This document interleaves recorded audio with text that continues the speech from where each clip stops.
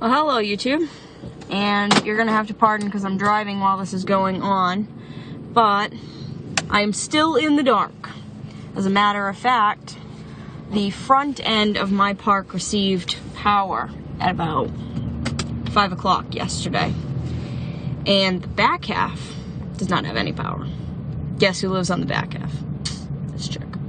So, I am still powerless, still hanging in there though. Haven't had much issue. At night, we go to bed early, we get up early, so that we're using daylight.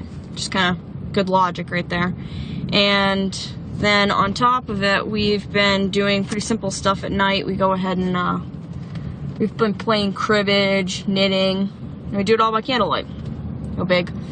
We cooked up just about everything that we could from our fridge and made use of it where we could so that it wasn't a waste. I didn't want all that going bad. Not that we didn't lose any meats, thankfully, because we don't really have any, and the meat that we did have went into a soup that night, so it's fine. But everything else I've tried to use up as quickly as possible. I didn't buy milk. I've never understood the we're gonna lose our power, go get something that's gonna spoil very quickly kind of thing. Just doesn't make any sense to me. So there was no milk to go bad. I had like some sour cream, some little things. The veggies that we had were all the ones that were gonna be going into our soup, so those didn't go bad. Other than that, it's really kind of condiments and things like that. We have a ton of salad dressings and things like that, and I can't imagine that those are going to be that badly affected by the storm. So, thus far, everything seems to be alright. I am now driving to Joann's for the third time in 3 days because I have to finish up my niece and nephew's Halloween costumes by tonight, and I have to hand sew everything. Oh yeah, I'm so excited.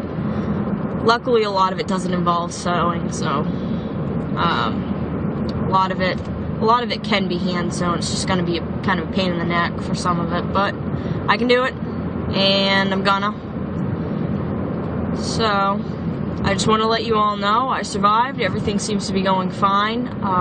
There actually wasn't that many trees down in my city. Not bad at all.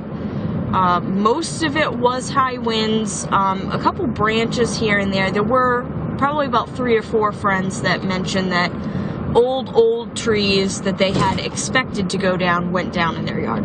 So, nothing too crazy. The winds weren't even that bad. We lost power before the winds had even really started, which goes to show you how fantastic the electric is in my area. All of my city has the electricity back except for my section, which is about 400 people. The town next to me is completely dark, which is, I think, we're mostly hooked into their grid, which is why we still don't have power. And then, sorry, that was my mom's friend. And the town, see, I'm on the corner of 2 towns. I'm on the very outskirts of my city, and both of those towns pretty much are completely without power. One has about 50% back. Their kids aren't in school yet. Their town hall isn't even up. So we kind of go off of either one of their grids, and it seems like because they're out, we're out. We'll see when we get ours back. So, but I'm not too worried about it. Like I said, I can cook on the stove. We have plenty of canned goods, plenty of ramen noodles, plenty of food to get us by. Food is the least of my worries. Kind of sucks that I lost some of the stuff in my fridge, but not that much. Not as much as some of my neighbors.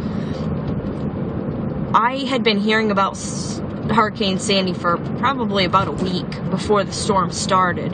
So why everyone decided to go ahead and do major 2 weeks worth of shopping is beyond me, because I have had to listen to all my neighbors whimper and whine about, you know, having to go out and buy a generator so they didn't lose all their food. Maybe you shouldn't have bought it. Just my thought. Or, smarter yet, go ahead and can it. But they're not preppers. They don't know about that kind of stuff. They live day to day, week to week. They don't think long term. Glad I do now. And I just want everyone to know that I have been over my phone with the times that I can charge my phone and take a look at everything that you've been saying. I've read all your messages. I thank you for all your well wishes. I really do appreciate it. I've read your tips. I had no idea. One gentleman went ahead and mentioned that you could hook your generator into your natural gas line. I imagine that's probably pretty expensive because the generator I'm looking at getting is only 800, 900 watt. I think it's by Columbia something or other. It's a blue and black generator from Harbor Freight. They have it. I believe it's going to be almost 75. It's usually 89 on the week after the week of the Black Friday deals.